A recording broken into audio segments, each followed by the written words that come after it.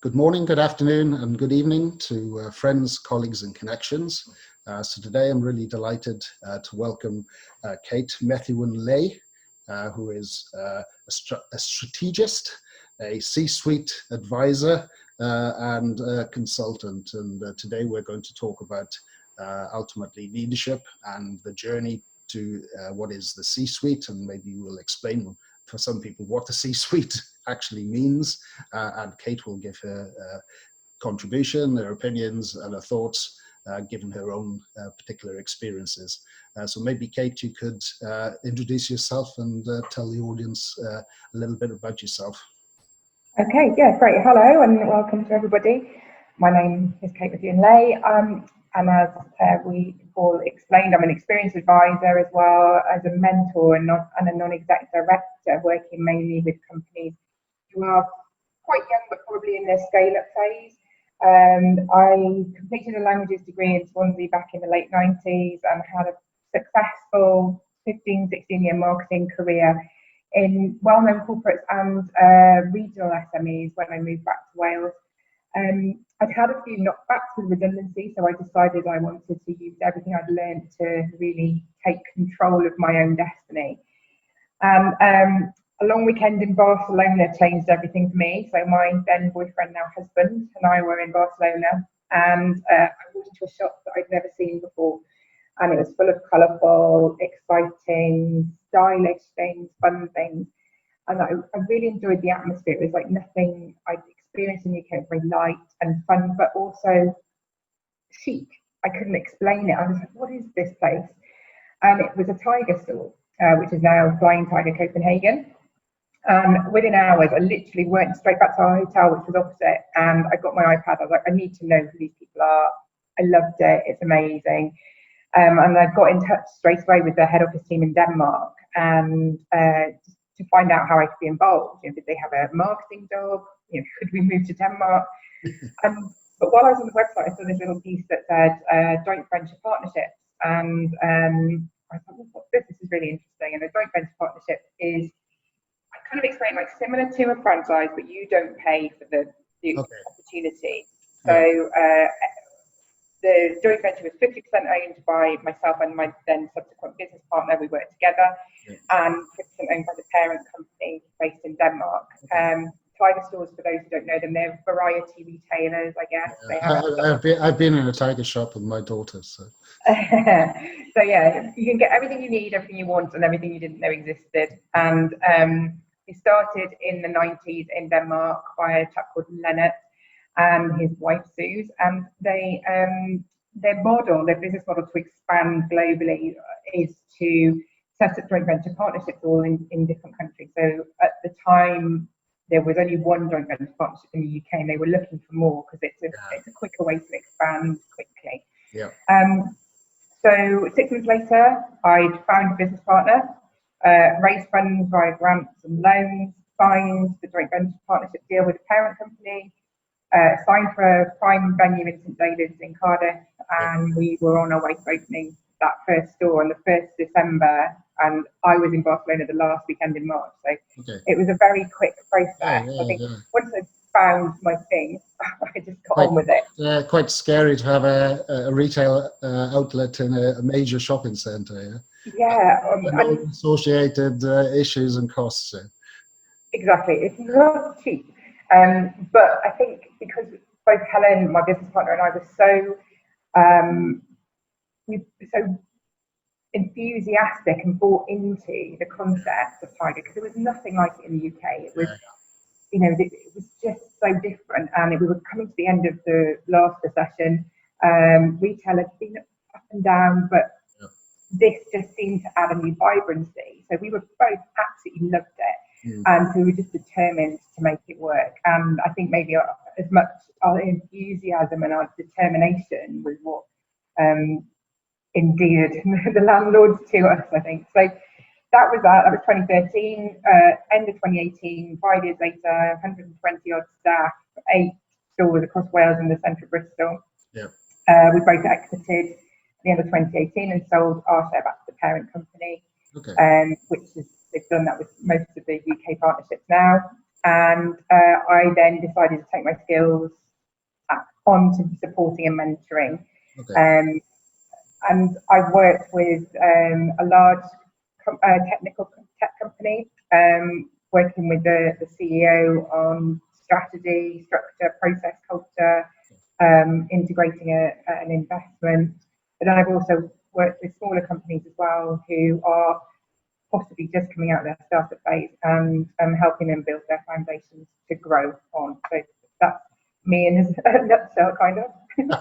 That's a fascinating story. And what would have happened if you hadn't gone to Barcelona? Eh? Who knows? Who knows? Where we'd be now? We wouldn't be talking.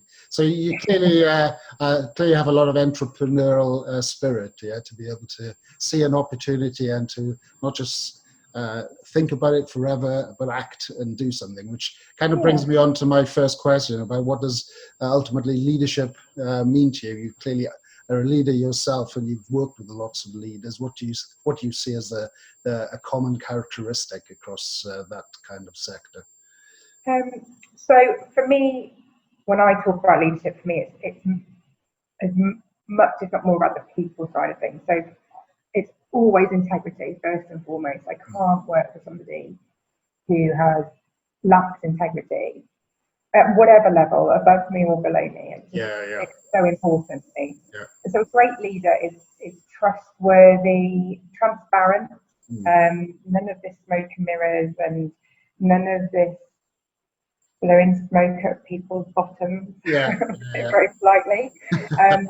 They've also got the team's best interests at heart. They're not a me person. I think great leaders can see the benefit of having a fantastic team that gels. You know, you can employ the best people, but if you're not all striving for the same goal, that's not gonna and ultimately get you where you want to be. Yeah, I guess that self-sacrifice is and humility is a very maybe underestimated and under-communicated bullet point in the list of leadership characteristics, right? And for me personally, I don't like leaders who, let's say, swaggering kind of big heads, because that only lasts maybe a few days before that model disappears and loses appeal. But what kind of things do you see people getting wrong?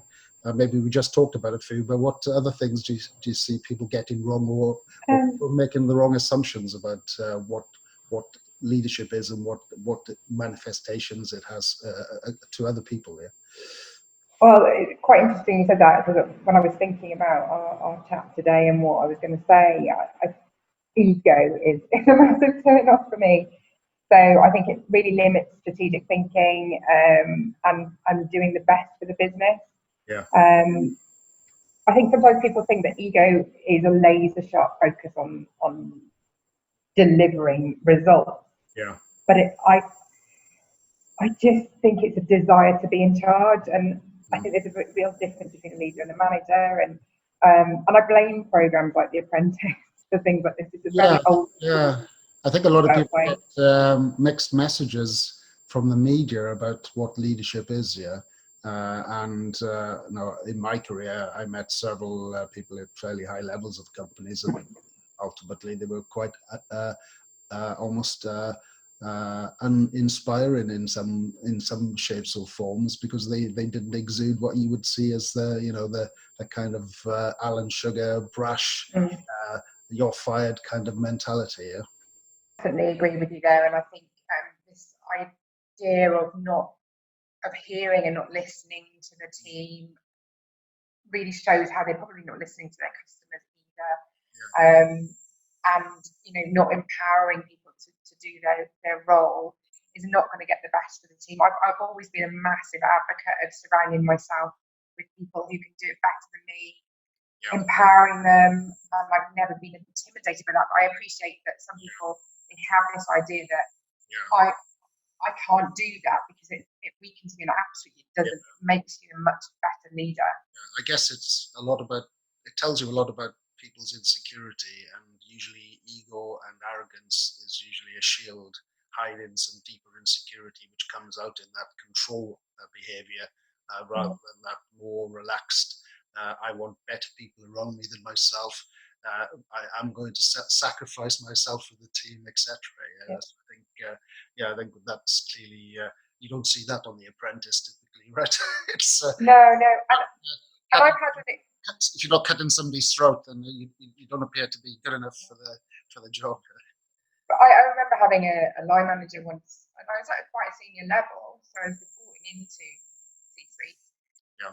but couldn't understand why I didn't want to be the first person to put my hand up and go on a jolly, or the first person to take credit for something. I was like, it's not.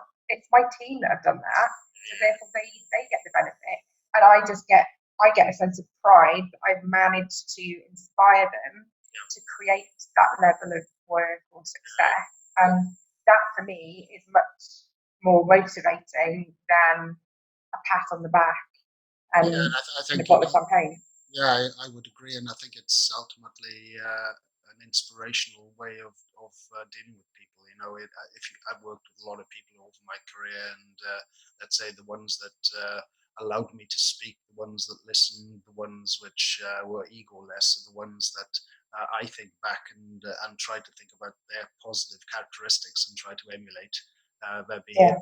It's about observing and changing yourself to reflect what's best in the people around you. Yeah, absolutely. I mean, you've still got to have that clear and authentic vision for your team or for the business, but growing the team through that trust, loyalty, empowerment, and giving the team the framework they need to be the best they can be, I think is as important, if not more important. And I think, I think we can assume that somebody who's at the C-suite level has the skills and knowledge to be in that position, but do they have the ability and the emotional intelligence to be there? And that for me is the bit that is really important. I guess you just touched an important topic: emotional intelligence. I predominantly spent most of my career in technology, and now run a technology focused recruitment company. And one of the things I try to ensure is that the candidates I find not only meet the technical requirements. Most companies I deal with give me the technical requirements. They give me sometimes the behavioral requirements, but they're not so interested in that. But ultimately, there's strong cases for things to be inverted. Give me the person, and then I can, within 18 months or a year, bring the technical standard to a point where it's where somebody can really do the job. But changing somebody's behavior and patterns of operation is much more difficult. And some people, if they don't have let's say a strong sense of themselves and a strong sense of self-reflection, never change. They just carry on as if this is the way to do it. And if their reference points are the media and maybe some ego-driven managers, then they never actually ever get to see a reference point that's different and successful. And I guess that's one of the challenges for leaders in industry specifically. So one of the I think one of the things maybe a lot of my audience would be interested in is, and many of them would be aspire to what we call the C-suite, which is CEO, CFO, CTO, probably some more C's there somewhere. I think that's the big in technology. And so what kind of advice would you give to somebody that's aiming to that kind of level, and what kind of abilities are required apart from the fundamental things about technology and understanding what you have to. You have what I say. You have to know your onions, right? Exactly. You have full constantly. So you have to know what you're doing, but there's a much wider suite of things that you have to be good at to get to that level. Yeah, absolutely. You're right. I just think myself to know that you wouldn't be there if you didn't know your industry or your particular function. And like I've just said as well, it's not always about the results on paper, it's about how people feel about working for you. So consistently just demonstrating those attributes you want your team to demonstrate is very important. but what kind of things could those be? So I guess seeing everything as an opportunity to learn from it, even if it doesn't seem to be. Again, people can be a little bit nervous of making mistakes, but I'm not. I'm sure, I've learned more from when I've got things wrong than when I've got it right. Yeah, yeah. And actually can be a bit more creative when you get things wrong.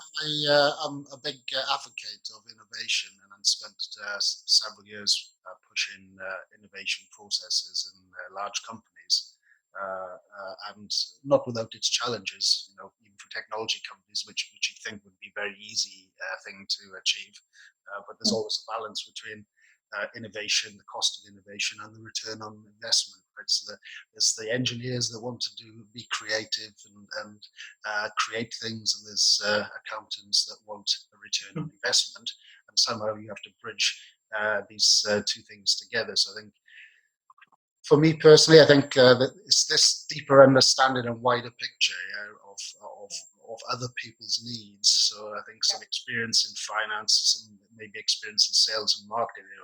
In my new role, I've learned a huge amount about digital marketing, digital sales, which I was only on the other side of that for 20, 30 years, and now I'm on the other side of the fence where I'm driving it, and I've learned a huge amount over the last 7 months. And you don't need to be able to do it, do you? You just need to understand how it all fits together in a kind of mesh. And understand the needs of other people from their perspective.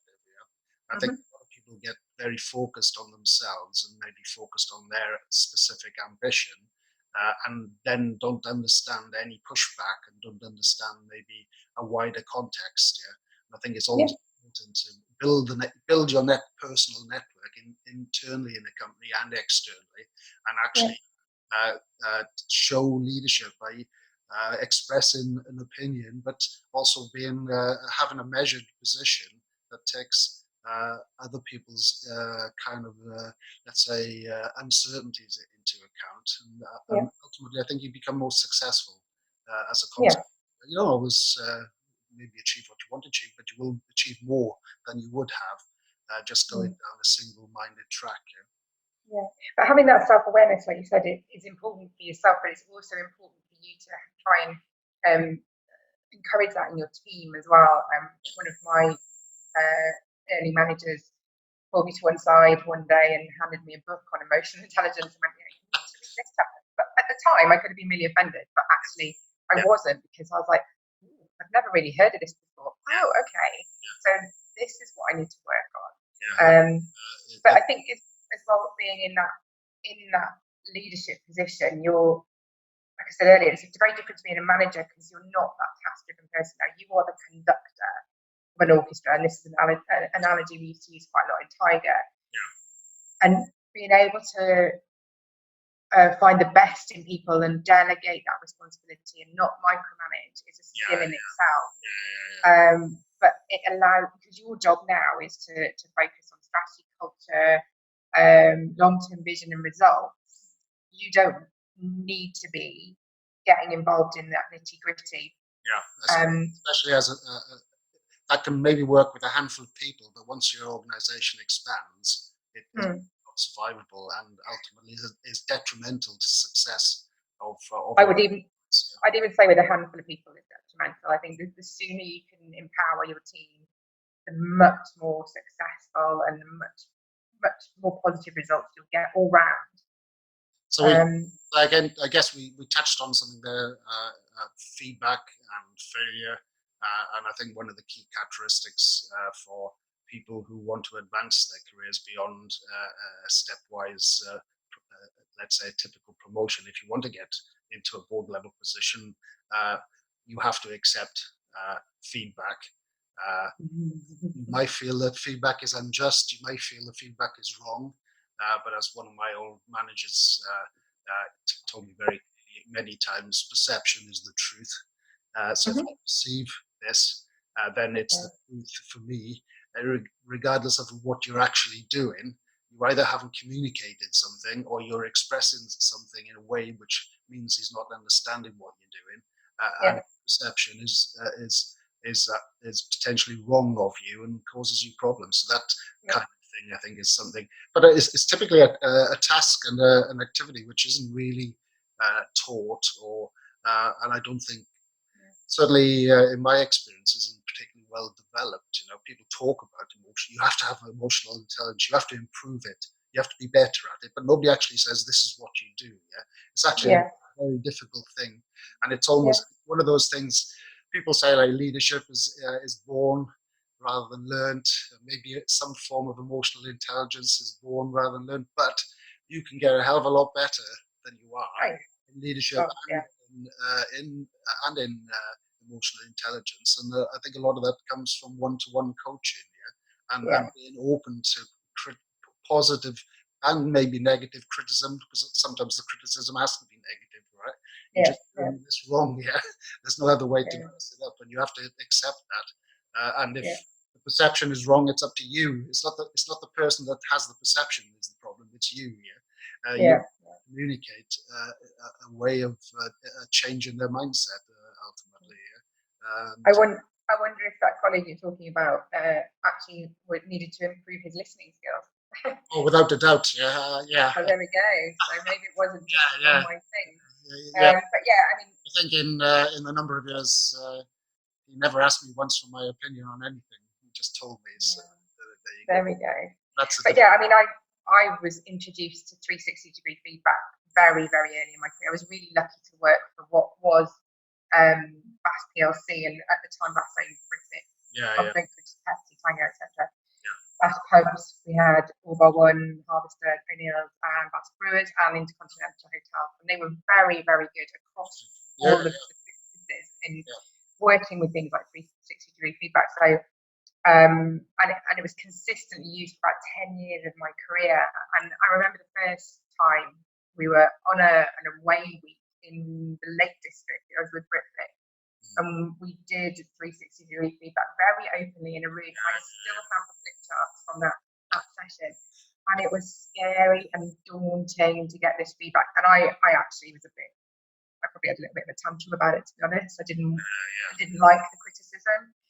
I and instead, but what was great actually was it was a very safe place. I remember people in the room saying, "But look at all these amazing things that people have said yes, about you." And I'm like, "Oh, no, okay." And I was 24, 25, and yeah, as I matured and worked with some great bosses along the way,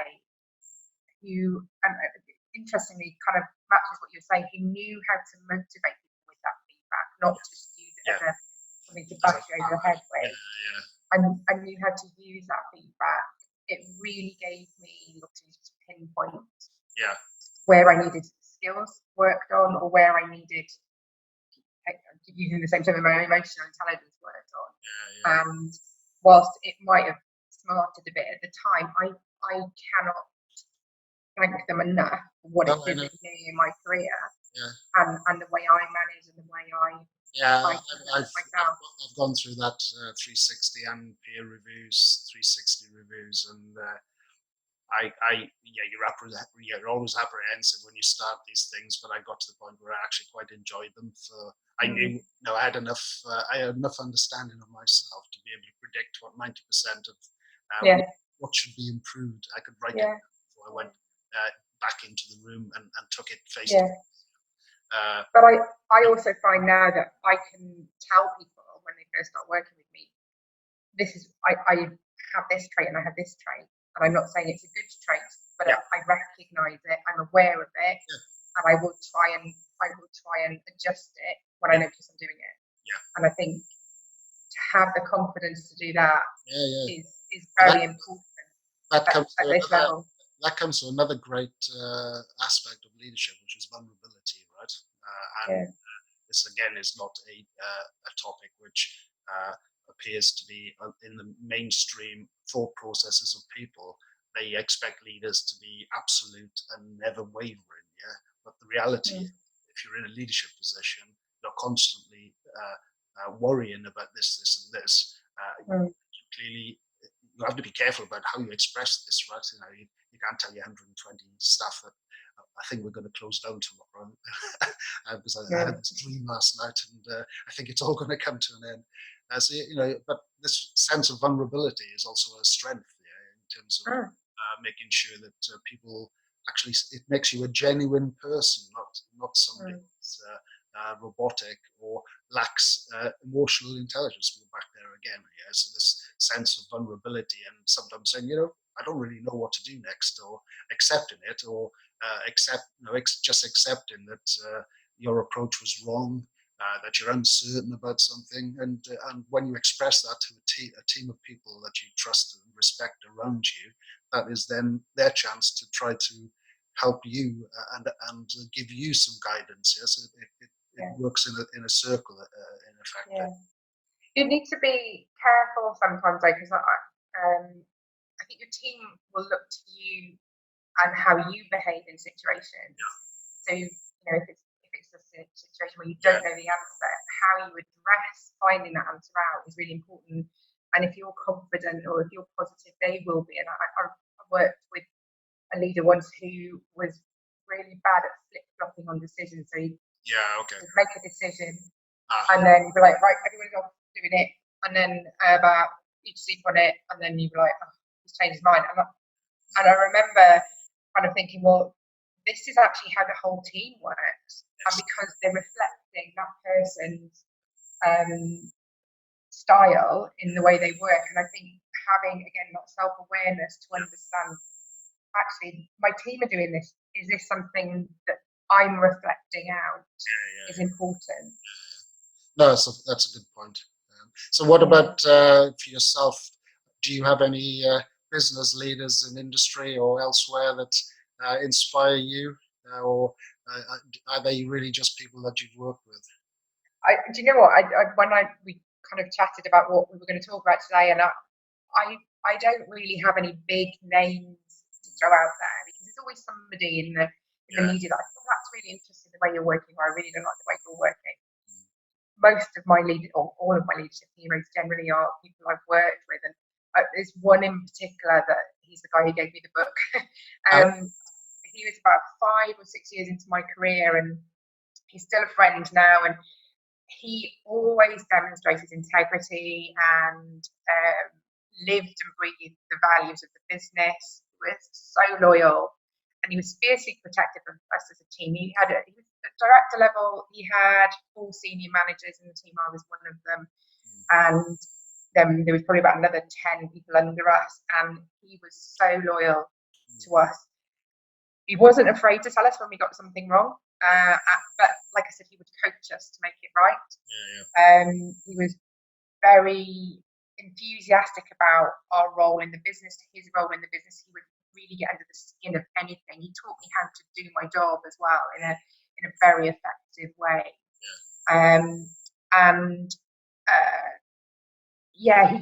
We just learned to value his way of doing things as a team.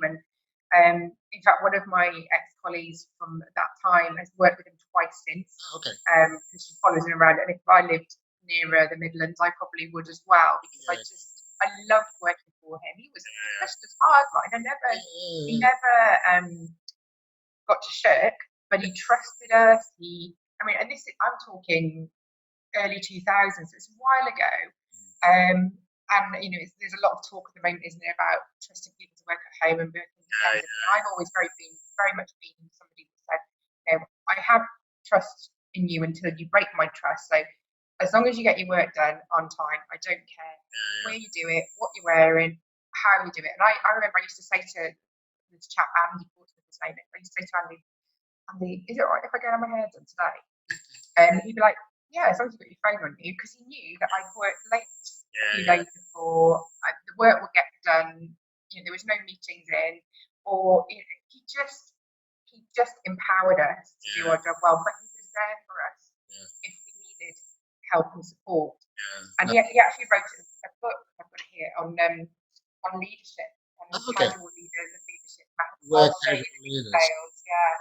He wrote that last year. It's really really good book, and also I know some of the characters in there as well. I was like, I know who he's talking about. Maybe I'll find it on Amazon and put the link into the comments. It's great. It's great because I know it's rooted in absolute truth, but also my kind of enthusiasm for leading came from him, and Okay. an understanding that it's okay to make a mistake as long as you try and fix it or you learn from it. But even in Tiger, our founder Leonard, in the company values, one of the company values is don't be afraid to fail. If you don't fail, you don't grow. Yeah. And we pulled that through everything at Tiger. Sorry, I've gone off the point now. But the other person as I was preparing for this, I thought I was on a webinar with Jenny Campbell from Dragon's Den the other day.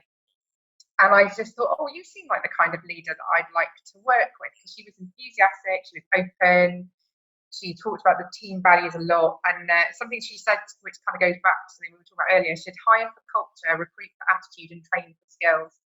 And I was like, yes, absolutely. I believe in that. And I think I'd like to find out a bit more about it because I was really interested on the webinar. As I mentioned earlier, I think in technology, I think that's inverted. Yeah. Vast majority of the time, people are just interested in what you can achieve technically, and somewhat interested in attitude and somewhat interested in behavior, but ultimately skills trumps all by and large. And this is something that I think has to be addressed for companies to be really successful.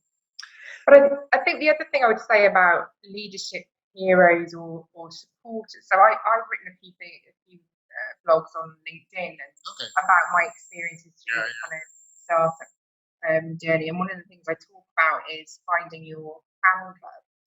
And I think if you find yourself a good few mentors, if you're in this position where you're like, I want to be C-suite, I know I can do the technical stuff. I'm working on my self-awareness. I'm going to work on that. I've managed to run a few projects. I might even have a side hustle, or I've mentored a local business. But get yourself a fan club, and these are people who they'll be open and honest with you. They reflect the kind of leader you want to be, and they'll positively challenge you, but they'll also tell you how it is.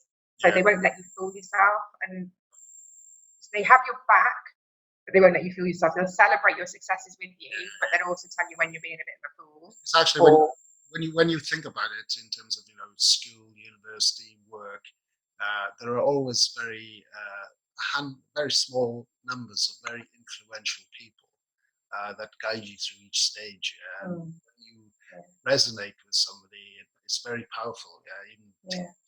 I can think of two or three teachers. Some time ago, and one of them only recently retired, so God knows how old he was when he finished. But I was just constantly inspired by them. Two or three.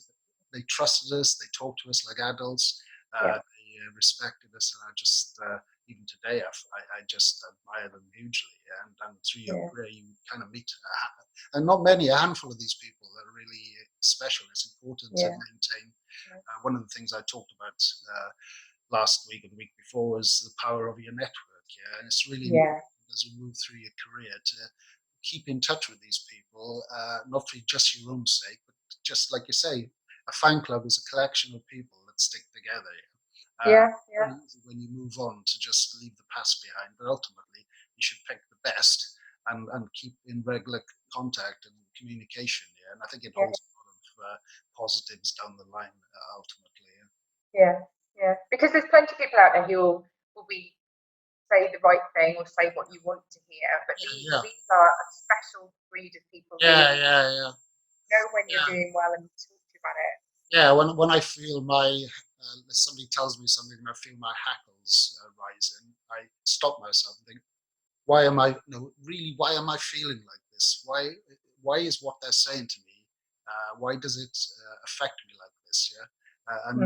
And if you think about it more and more, you suddenly realize, that's why he's saying it. And then you can make relationships much better as a consequence. So, one final question, which I ask all my interviewees, is to tell me something about you that I don't know and the audience clearly don't know, and I'd like to find out something about you which would surprise me. This is like one of those games you have to play at the beginning of a meeting, isn't it? So I spent 8 years in a Welsh clog dancing team. Oh, wow. And we even won medals, and we even went to the Wow. Czech Republic. Okay, wow. And yeah, I was rubbish. I was The always whole Steddfod thing. Oh yeah, we did the Eisteddfod, Llangollen. We did Okay. really well in Llangollen. Yeah, okay. Probably because I was at the back, and Yeah. I was always the really rubbish one who got it wrong. My next question is, did you actually continue with your clog dancing career? Do you have No, a pair of clogs for special occasions? I've actually got 2 in the attic, and people keep asking me. When people find it out, they're like, "Oh, get them out," and I'm like, "Oh, I don't know where they are. I don't know where they are." But yeah, I've got a red pair and a black pair. Okay, amazing. But Yes, yeah, I also went through. I didn't clog dance, but I did all the poetry recitals and yeah. so, Um, it's part of a Welsh childhood, isn't it? It's yeah. unless you've been to an Eisteddfod, you haven't really had a Welsh upbringing. No, not at all. But yeah, it was interesting. Right. So, Kate, it's been an absolute pleasure. Thank you. Talk to you. I've been fascinated by everything you've said. So hopefully Thank you the very audience also find it. If you need to contact Kate for any business-related topics, I'll put her LinkedIn connection on the comments, and I'll see if I can find the link to the book, because I think I would like to read that as well, because it sounds pretty inspiring. So one time again, thank you, Kate, and hopefully catch up with you soon. Thank you.